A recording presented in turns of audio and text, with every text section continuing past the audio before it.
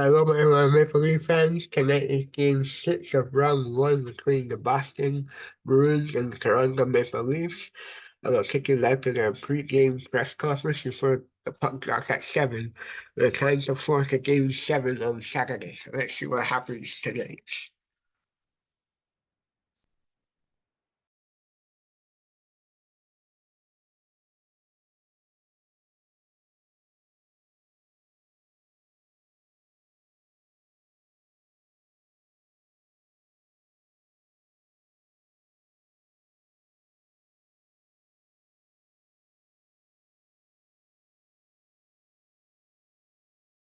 Welcome to the Waiverhood.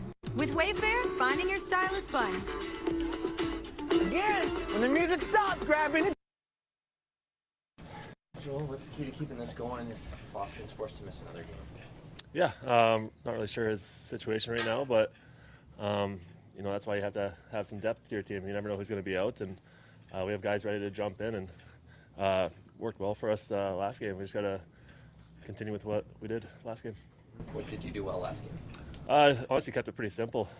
Just got pucks deep and worked their D down low. Got more traffic in front of the goalie and just shot more pucks. Wasn't anything flashy. It was just hard work. Have you guys changed any of the routines to try and get that type of performance at home? No, haven't really changed much at all. We obviously know we can do it at home, so we just got to show it tonight. How much do you lean into planting the seed of doubt, realizing that this Bruins team blew a 3-1 lead last year? Yeah, obviously, right when we got down 3-1, that was a topic we brought up. It just gave us some momentum and some positivity that we needed. Anything can happen. We knew it was going to be a long series anyways, so it doesn't really matter if we're down 3-1 or not. We're just going to keep chipping away. You were on a team that was down 3-1, we all remember. How did you guys come back? It honestly just starts with one game, you just build off that one game and keep it rolling. It's kind of exciting. You got nothing to lose, so you just want to put everything you got out there. There's no tomorrow if you lose, so just put everything on the line, one night at a time. Did you sense any tension, pressure on the other side in Game 5 at all? No, thought they played a good game, and we expect their best game tonight. What did you guys do better against Marchand in Game 5? It felt like, I don't know, you kept him off the scoreboard, he was in the penalty box. What did you like about how you handled him last game? Yeah, I mean, he still had his chances. He's a heck of a player, so he's going to get those chances. We just got to limit them, take away his time. He almost had a good chance there in overtime, so just play him hard. That's all you can really do. What's it like for you to see a rookie like Matthew Nye stand up to Pasternak the way he did in the second period there? Yeah, it's great. He might be a rookie, but he's a big kid. He plays heavy. He's obviously talented, but he's got that edge to him, which I noticed in playoffs here. So it's good to see, and obviously we rally behind stuff like that. What's it like battling your old pal Maroon? Like, what's that kind of game within the game been like in this series for you? It's been good. Just obviously two big guys. We go way back, so still really close with him. But obviously we put everything aside for this series, and it's fun to battle against him. But he definitely knows how to play the playoff game. Very simple and heavy. So he's doing his job. We just gotta be hard on him. You saw a rookie goaltender do a lot of great things in St. Louis, or a young goaltender back in the day. What stands out to you about Wool? Just how calm he is. I feel like nothing really bothers him at all.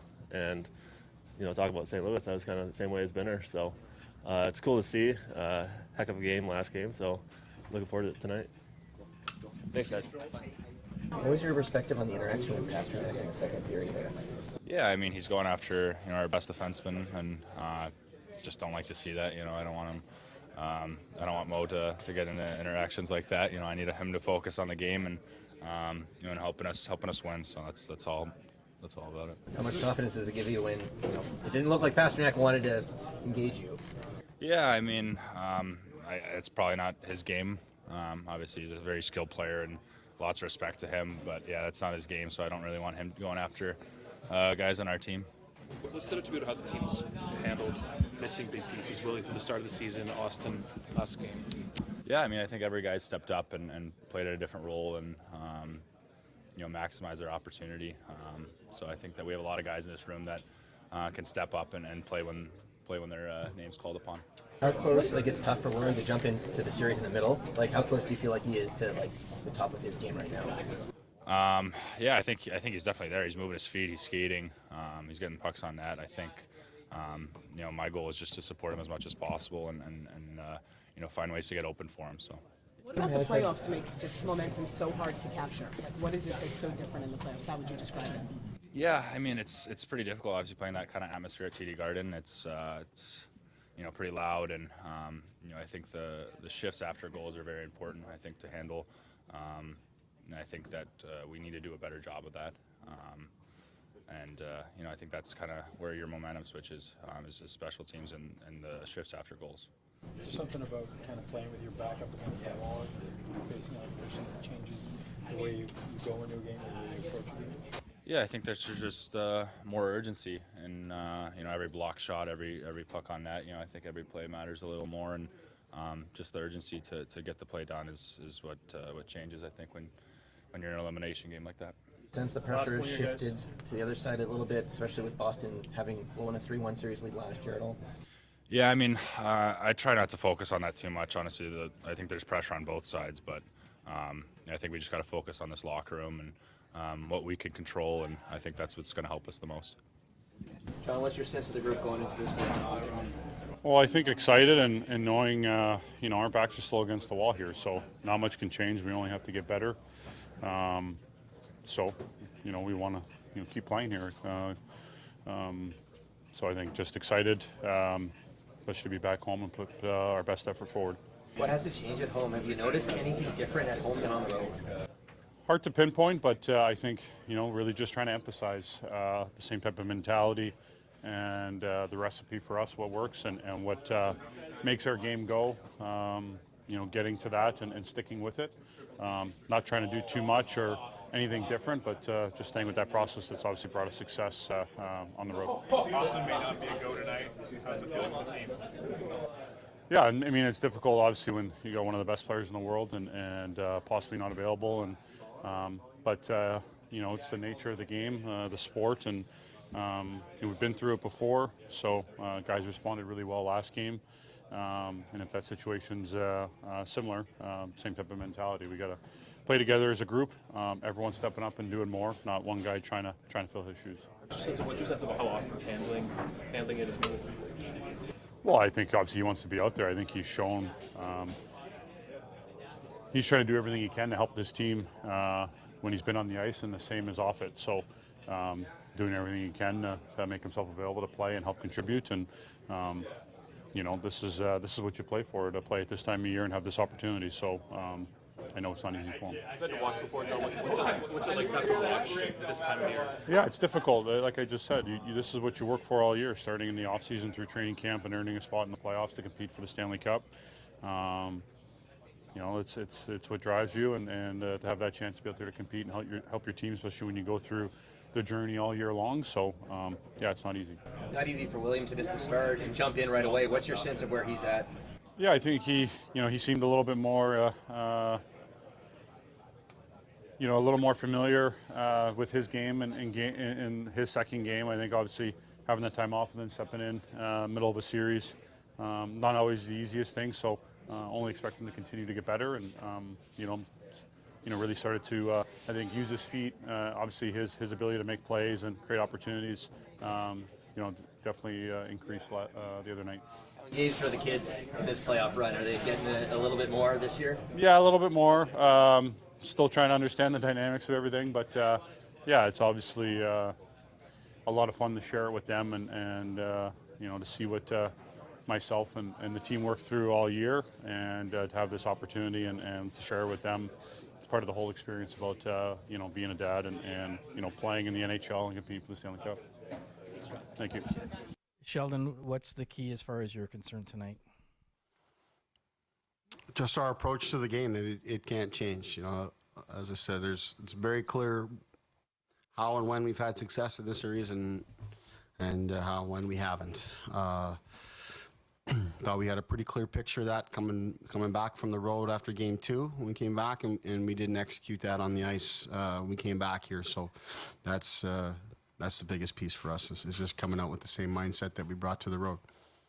A few times this year when you've been asked about line changes, you said, I don't want to overthink it. Is that sort of a thing that's developed in your in your coaching style as the years have gone on, or is this playoffs with Austin out a real challenge to how you want to rearrange things?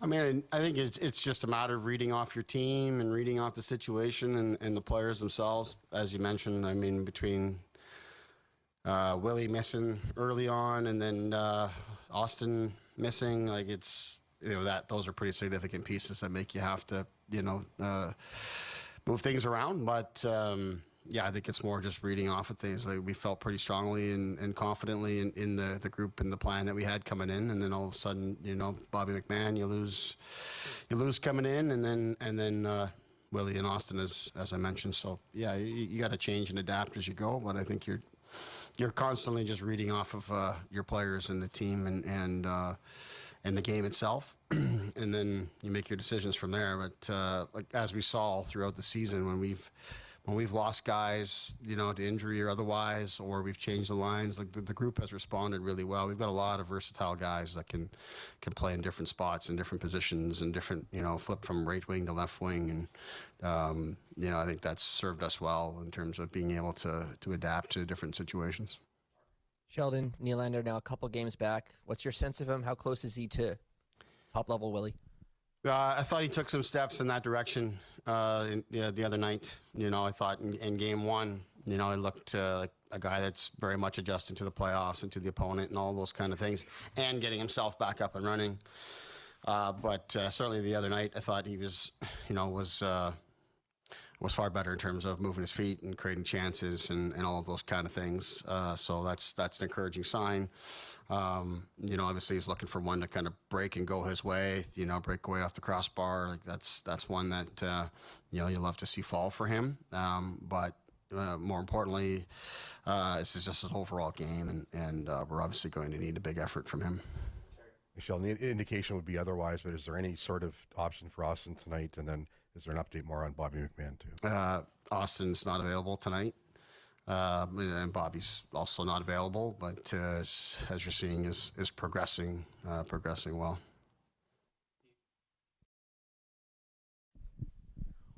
What's your sense of why you've had so much difficulty winning here?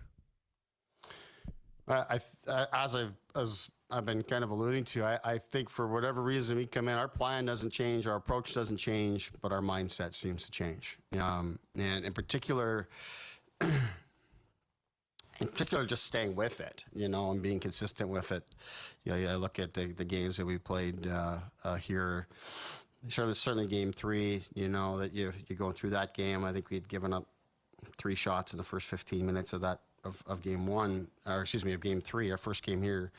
So that in that sense, it's a pretty similar game in terms of the defensive play and all that. We didn't have as much of an offensive push in that game, but defensively we were doing a real nice job.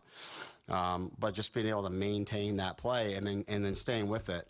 You have a plan, you come in, you want to try to execute that. You got to stay with it a long period of time, which is what we did really well the other night. We weren't phased by whatever happened. In the game, you play a great period, and you're still 1-1, and that doesn't make us change. We just stay with it. Have to kill a penalty, get it done. And all these kind of things that we just stayed with it. We haven't done that to the same level here on home ice, and that's been not just a playoff trend. That was a regular season trend for us as well. Like just the same mindset. This is the best road team in Leafs history. In terms of the success that we've had, and we haven't been able to replicate that on home ice, but we've earned ourselves another opportunity to get that right here now. The players obviously know the same numbers you know. Yeah, we've addressed it and talked about it throughout the season, but now that you're playing the same opponent and it's the game plan and the approach is similar, I think it's a lot easier to drive home here now. And you've been through what's worked and what hasn't, and it's a mindset piece. That's why for me it's less about where we're playing and what the situation is. It's mindset based and being able to stay with it no matter what the game is bringing. Just trust it and stay with it, and expect it to be difficult. Embrace it being difficult, and don't feel the need to change or adapt to our plan, because we've had success in this series, both in winning games or in carrying play and all those kind of things. Even when we haven't won the games, at times when we've played to the way the plan has been, we've made things real tough on Boston. The two games you've played without Austin this year, probably two of the better team games you've had. As a coach, how much are you actually vocalizing that to get them in the mindset about playing without him, or do you think it's just human nature that guys feel like they want to do more? I think it's a bit of the human nature piece. It's, you know, you recognize everybody has got to be better, you know. I think the two different types of games, and obviously one's regular season, and I think it was the Pittsburgh game where Austin missed, and you know, the team in that game played really well, but also filled the net. Everything seemed to go in the net for us that night. And obviously it's an opposite type of approach the other night, where it's a disciplined game. It's a consistent game. It's just staying with it and grinding it out and finding a way to win a hockey game. So I think it's more just the confidence that our team has and how it's responded when players have been out. Like I said, even just in this series alone, you have no William and losing game 1, and still no William in game 2. But you've got to find a way to win a game on the road. Obviously we don't get that win, we're not even here talking. The way that things have gone, but I think that piece is important. I think, we have confidence there. I think we can trust in the group. If anything, it just shows the strength of the group and the importance of the group, not looking to others or to do the job, but just doing your part, and then trusting that the group will find a way to prevail in the end. Sheldon, I'm just wondering what you saw from the power play the other night. I think it was the first one that didn't look great, but what you saw from the other two and how they sort of grew in, especially not having Austin, and seems like they're getting closer to breaking through. Yeah, it's it got us some of the looks that you want. I think John had at least 2 very clear wide open looks. Obviously Morgan had the wide open one-timer, which is as great a chance as you're going to get on a power play type of look. And you got to hope and trust that these are going to start to fall for us. Again, we spend a lot of time looking at the power play and things that we'd like to do better and looking for potential adjustments and such. And then, so you do that because you're always trying to refine it and trying to get ahead of adjustments that the penalty kill might be making. And then through that process, you're also looking at the scoring chances that you've had. How can you generate more of them? And, we deserve more power play goals than we've had in this series. We've had some really, really good looks. Goalies made saves, or we've just haven't converted in very tight on rebounds and empty nets and these kind of things. So, the number starts to balloon and doesn't look good, and it's been a major factor in this series. But we have no choice but to stay with it and do more of the things that we've done well to find even more of those looks. At some point, the guys just got to put it over the line. I mean, it's been there for us. I think right now on the power play, I think we're right at the top of the league and expected goals or scoring chances on the power play, and we deserve to have more than we've gotten. I know it's certainly in the first 3-4 games of the series, we were leading the league in inner slot shots on the power play. Like we're doing the things that you need to do to score. It hasn't gone over the line, so we got to stay with it. We've had 3 different iterations of the first unit, through this series, through 5 games. We've tried different things that we've made changes ourselves, or the lineup has required that we make some changes, and that's given us different looks that way. But the guys have got to stay with it, trust themselves, and put one over the line for us. Thank you.